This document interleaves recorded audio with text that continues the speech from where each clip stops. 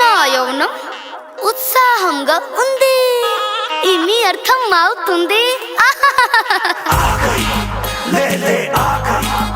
लेके मस्त जवानी का जलवा ये तो साफ लौट में छा गई. आई अममई अंदारी मनसुलानु गेलु कुंडी नाच पकली नाच अब कमर हिला के नाच. अरे नाच रे दिलवा ये मैड हुआ थोड़ा सा बैड हुआ.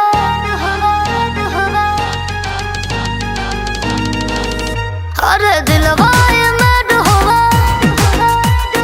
थोड़ा सा बैड हुआ. मूड बना के चटनी लगा के मैं चाट खाऊं रे. हो मोरा पिया हो मोरा पिया लगे बर्फी में काट खाऊं रे. टिरेंडो मोरू नालू बुआई बुआरू ये हो मोरा पिया लगे बर्फी में काट खाऊं रे.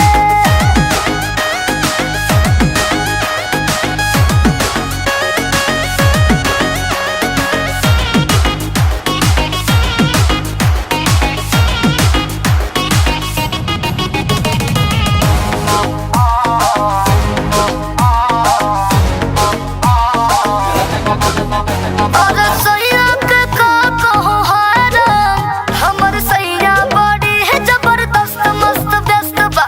व्यस्त बा मीठा मीठा है स्वाद उनका बनता मिजाज मेरे बाद उनका.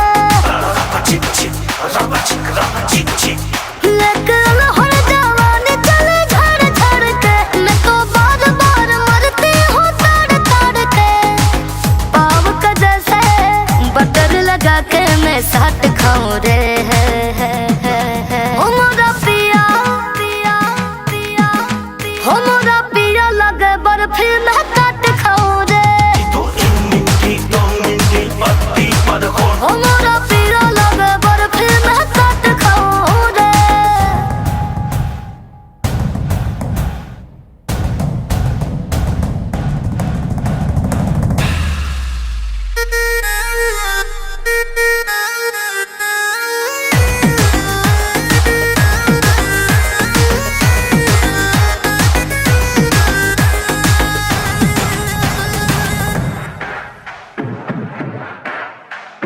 मरद साथी अपना कर तार तू भलाई हो. उबय कर बर्फी ता तू रसमलाई हो. का बटे बुराई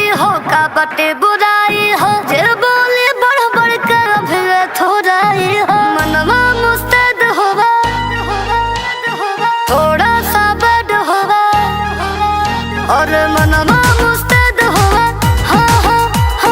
थोड़ा सा बड़ होगा. निंदिया उड़ा के हिंदिया सुना के सारी रात खाऊं रे. हो मोरा